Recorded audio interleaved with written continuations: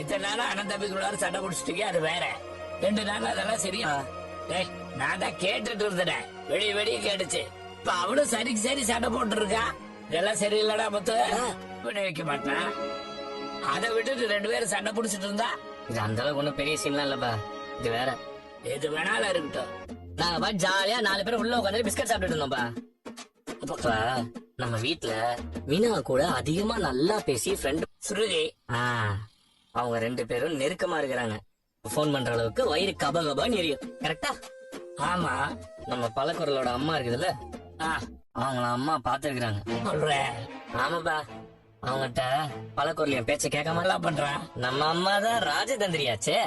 மீனாவையும் அந்த அம்மா வேற ஏதாவது பிரச்சனை பண்ணுமேடா. அதெல்லாம் ஆல்ரெடி வச்சிருக்காங்க. அட கடவுளே, அந்த அம்மாவுக்கு வேற அறிவு. அந்த பழக்குறளோட அம்மா பார்த்து கத்தலாம், நானும் கிளம்பி போயிட்டேன். நீ ஏன்டா என்ன சொன்னா? எதுக்கு நீ இவ்ளோ கோவப்படுறீங்க? வந்து உன்ட்ட சண்டை போட்டு போயிருக்காங்க, போய் அவங்க பொண்ணு போய் கேட்க வேண்டியதானே? அந்த அம்மாவை சொல்லி ஒண்ணும் ஆக போறது இல்ல, எல்லாம் அந்த ஆளோட வேலையா இருக்கும். இந்த குடுப்புல அவனுக்கு இருக்கு. இப்ப எங்க போயிட்டு இருக்கீங்க? கேட்டெல்லாம் ஒண்ணும் ஆக போறது இல்லைங்க. இந்த பிரச்சனைக்கெல்லாம் காரணமே அத்தை தான். கிட்ட பேசுறாங்கல்ல, அதெல்லாம் அவங்களுக்கு பிடிக்கல. அப்ப அவங்கள போய் கேட்கலன்றியா? கேட்டாங்க, இதோட விட மாட்டாங்க. கண்டிப்பா இந்த மாதிரி ஏதாவது நிறைய நம்ம ஏன் அவங்க கிட்ட சண்டை போடணும்? சண்டை போடுற மாதிரி எதுவுமே பண்ண மாட்டாங்க. இல்லனா எங்க மாதிரி எல்லாம் நம்ம டிராமா பண்ண அத்தை சந்தோஷமாயிடுவாங்க. அவங்களா எதுவும் ஏடாகுடம் பண்ணாம எங்க அம்மா வேற ஏதாவது பிளான் பண்ணிட்டு இருப்பாங்க. நீ சொன்ன மாதிரியே பண்ணிடலாம். ஆனா ஒண்ணு, கால் பண்ணி இந்த விஷயத்த சொல்லிடுறேன். சரி போடு. டே முத்து, வேணாண்டா. நீ கத்திக்கிட்டு இருப்ப, நான் எல்லாத்தையும் கேட்டுட்டு இருப்பேன். நீ பேசுறீங்க. இந்த பழகுறளோட அம்மா எங்களை வந்து கேள்வி கேட்கும், நாங்க வாயை மட்டும் சும்மா இருக்கணும். பழகுறல பேச என்ன பண்ணுவ? அப்ப நானும் என்கிட்ட வந்து பேசினாங்க. ഹലോ ഫ്രണ്ട്സ്, നമ്മുടെ ഇന്നത്തെ പുതിയ വീഡിയോയിൽ നമ്മൾ ഉൾപ്പെടുത്തിയിരിക്കുന്നത് വലിയ 6 അഗ്ലോണിമ ചെടികളുടെ ഒരു அத நீங்க அவங்க கிட்ட தான் கேட்கணும். உங்கள்றாங்க அவங்க நார்மலா கேட்டிருப்பாங்க. நார்மலா இதான் அடுத்து பேசணும். நார்மல் டே, அதுக்கு ஸ்ருதி என்னடா பண்ணுவா? நீ அப்படியெல்லாம் ஸ்ருதி சொல்றவ கிடையாது. போங்க ரவி, இப்பெல்லாம் கேடி மீனா இத்தனோடு இருந்துட்டு எல்லா வேலையும் பாக்குது. என்ன பண்ணுவ? என் கையில இருந்து வாங்கணும் உனக்கு. உங்க ரவுடித்தனத்தெல்லாம் இங்க காட்டிட்டு இருக்கீங்களா? ஹலோ, யாருங்க ரவுடி? நியாயத்தை கேட்ட எல்லாம் ஏன் தப்புதாங்க. உங்களுக்காக புரிஞ்சிருச்சுல. இனிமே அப்படியே இருங்க. உங்க அம்மா என்கிட்ட வந்தா எந்த லாஸுமே கிடையாது. எனக்கு ஒண்ணும் எந்த இழப்பும் இல்ல. இனிமே நம்ம பேசிக்கவே வேண்டாம். லைஃப்ல மீனா கிட்ட பேசவே மாட்டேன்.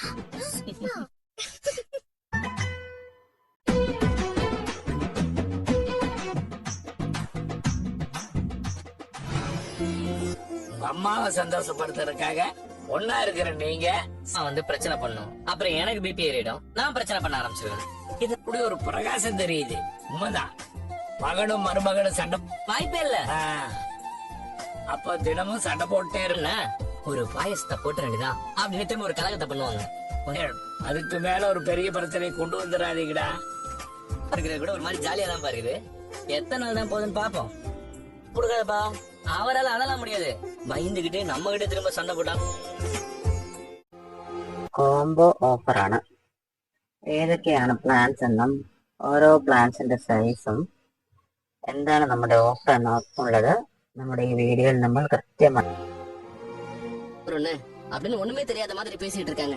உங்க அம்மா ஏன்டா இப்படி சீரியல்ல வரதா செய்வாங்களா?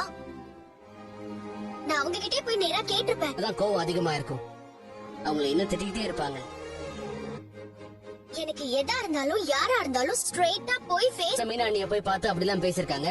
அவங்களையும் தான் திட்டணும். ஒரு நிமிஷம். ரிலேட்டிவ் விக்னேஷனா ஒரு சைக்காட்ரிஸ்ட் இருந்தார்ல? ஆமா. உடம்புக்கு என்னாச்சு? உடம்புக்குலாம் இல்ல, மூளை. என்னடி நான் பைத்தியமா? ஆமா. அதுவா? உடனே வந்து கொளுத்தி போட்டாளா? அதுதான் எனக்கு அந்த வீட்டுல கெட்ட பேரு. நீ பாத்தியா? எல்லாம் ப்ராப்ளம் தான் வரும். அவ கூட சேராத. நம்ம ஸ்டேட். அதுக்கு நீ என்ன வேணாலும் பண்ணுவியா? இப்ப நான் ஸ்ருதி அப்புறம் மீனா கிட்ட போய் இப்படி எல்லாம் பேசுன, அதுக்கப்புறம் நான் தப்பு பண்ணிட்டு உனக்காக தான் பண்ணேன்னு சொல்லிட்டு இருக்காங்க பாரு. இவங்க பண்ணிட்டே இருக்கிறது அட பாவி, இவ்ளோ நேரம் நான் உன் அம்மாவை திட்டிட்டு இருந்தேன். கேடிடா நீ பயங்கர சேஃபா ப்ளே பண்ற பாத்து. வாரம் கழிச்சு அன்னைக்கு என் அம்மாவை திட்டினல அப்படின்னு ஸ்டார்ட் பண்ணுவேன். எனக்கு வம்பு. பாட்டி, நான் பக்கத்து வீட்டுக்காரவங்க லட்சுமி அக்காவை ரொம்ப வருஷமா தெரியும். காலையில வீட்டுல ஒருத்தவங்க இருக்காங்க, அந்த பையன் ஃபோன் பண்ணி கொடுத்தான், நான் பேசி வர சொல்லிட்டேன். அம்மா, அத்தை, அப்படியே திடீர்னு சரி കൊടുക്കുന്നുണ്ട്. എല്ലാവരും വീഡിയോ സ്കിപ്പ് ചെയ്യാതെ കാണുക. നമുക്ക് പ്ലാൻസിന്റെ ഡീറ്റെയിൽസിലോട്ട് കിടക്കാം. வந்துட்டாங்க. உடனே ஆட்டோ புடிச்சு இங்க கூட்டிட்டு வந்துட்டோம். விடுங்கக்கா. என்ன பாருமா. அம்மா. அம்மா, லட்சுமி அக்கா நாங்க கிளம்புறோம். வா.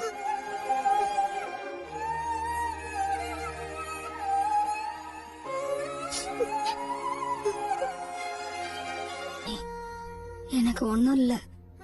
பாட்டி, ஏன் பாட்டி அப்படி பயமா இருக்குமா?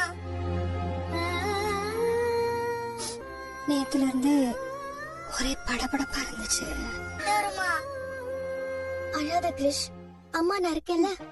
நீங்க அவங்க பொண்ணாமா? ஆமா டாக்டர். அம்மாக்கு என்ன டாக்டர் சொல்றீங்க? பயப்படாதீங்க, இன்னும் கன்ஃபார்மா இல்ல. ஆமா டாக்டர். அவங்க ஏதோ ஒரு விஷயத்த நினைச்சிருக்கலாம்ல. இல்ல டாக்டர், நான் சென்னையில ஒர்க் பண்ணிக்கிட்டு இருக்கேன். அப்ப எடுக்கட்டும். ஓகே. மாதிரி மயக்கம் வந்திருக்கா?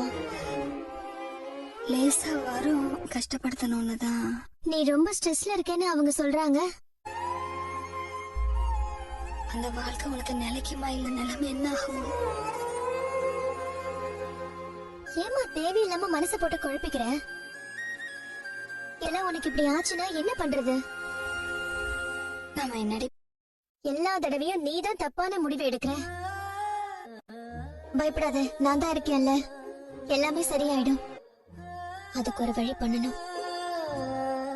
பார்க்கறதுக்காக வந்தேன். ஒரு வேலையா வர சொல்லிருக்கா.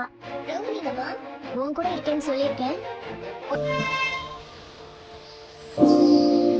ആദ്യം തന്നെ വരുന്നത് അഗ്ലോണിമയുടെ തായ്ലൻഡ് റെഡ് എന്ന പ്ലാന്റാണ്.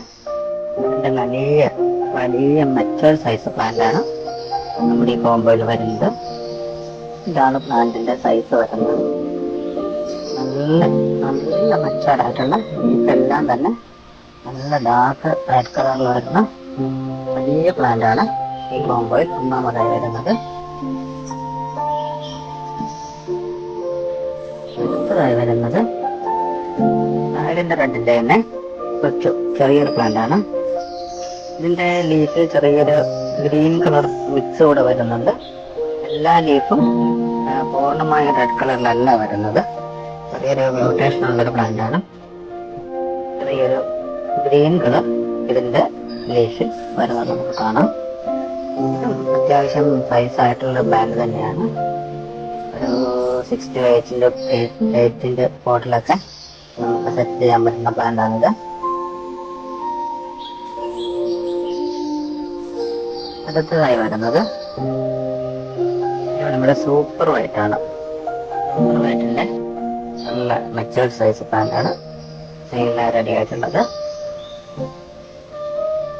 എല്ലാം തന്നെ നല്ല മെച്ചേർഡ് പ്ലാന്റ് ആണ്.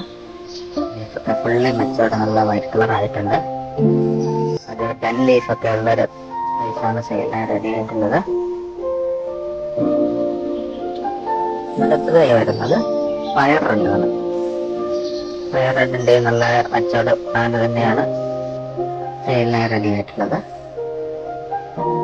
ഇതാണ് പ്ലാന്റ് സൈസ് വരുന്നത്.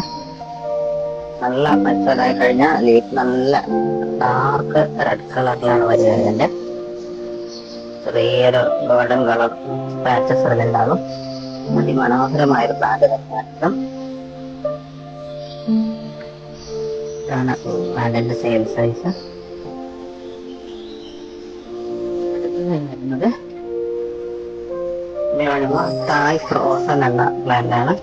തായ് ഫ്രോസന്റെ വലിയ പ്ലാന്റ് തന്നെയാണ് സെയിലിനായി റെഡി ആയിട്ടുള്ളത്.